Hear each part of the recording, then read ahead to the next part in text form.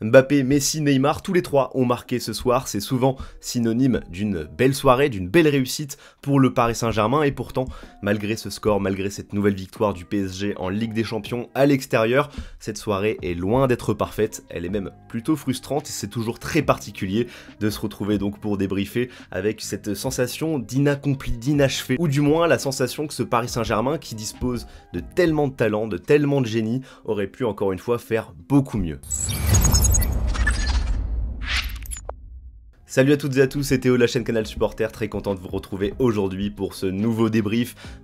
qui plus est de Ligue des Champions, et justement c'est là où je suis un petit peu frustré à l'image de ce match. Vraiment, si je regarde que le résultat et le nom des buteurs, j'ai de quoi vous retrouver avec le sourire et ne parler que du positif. Et malheureusement ça serait me mentir à moi-même et à vous aussi que de ne retenir que le positif. Clairement dans ce match, encore une fois dans la lignée de ce qui a été proposé contre Monaco ou contre la Juventus, dès que Paris se fait un petit peu bousculer, l'équipe peine à trouver des ressources, à avoir du répondant. Je trouve que ça s'affole pas mal au niveau défensif, que ce soit avec le jeu au pied de Donnarumma, malheureusement j'ai l'impression de le dire à chaque débrief, que ce soit au niveau de ses prises de balles, ses dégagements, ses relances, c'est vraiment problématique. Et dans ce secteur défensif, dans ce domaine-là, on ne va même pas être rassuré par notre propre capitaine. Encore aujourd'hui, bon c'est pas catastrophique, mais j'ai envie de pouvoir compter sur lui quand en première mi-temps, Paris n'arrive plus à enchaîner les passes, n'arrive plus à ressortir proprement, concède beaucoup trop d'occasions, beaucoup trop de frappes pour l'adversaire, et il n'y a qu'à voir aussi le but encaissé en première mi-temps. Il est dû, je trouve, à un relâchement du Paris Saint-Germain qui a enchaîné les approximations techniques, qui a perdu beaucoup de duels. Là, le but fait suite à une projection de Sergio Ramos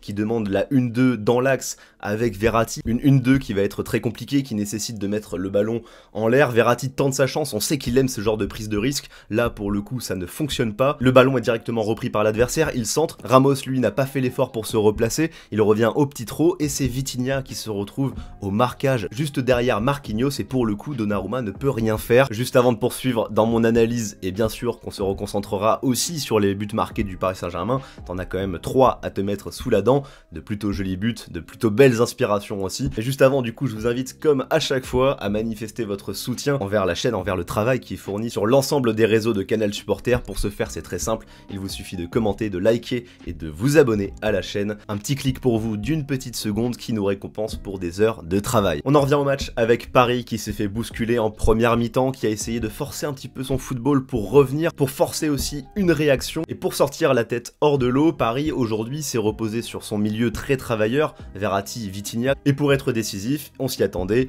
Paris allait aussi se reposer sur sa MNM, Messi, Neymar, Mbappé, une force de frappe constituée d'individualités exceptionnelles, mais qui est encore meilleure, qui est encore sublimée quand ça se met à combiner, quand il y a du mouvement, quand il y a des appels, et on ne s'y trompe pas, depuis le début de saison, ça marche comme ça. Dès que Paris et la MNM passent à la vitesse supérieure, dès que ça commence à combiner, à mettre du mouvement, Paris est forcément dangereux. Regardez le premier, le deuxième but contre la Juventus, et regardez les 3 buts marqués aujourd'hui contre Maccabi Haïfa. Et malgré ce potentiel énormissime, qui a pourtant été très bien utilisé dans les premiers matchs de Ligue 1, on se retrouve match après match ces derniers temps avec beaucoup trop de phases de jeu, avec soit Mbappé, soit Neymar qui essaie de forcer quelques incursions. Mbappé qui rate aussi beaucoup de face à face, même si derrière il s'en sort avec de superbes statistiques, il marque quasiment à tous les matchs, mais que ce soit la Juventus ou Maccabi Haïfa aujourd'hui, ces matchs auraient pu aussi être bien différents si Mbappé avait concrétisé ses actions et s'il avait fait vraiment les bons choix dans la surface, parce que derrière, à chaque fois, il est quand même parfaitement lancé par ses coéquipiers, souvent par Neymar, souvent par Messi. À chaque fois que t'as un appel, à chaque fois qu'on essaie de trouver un joueur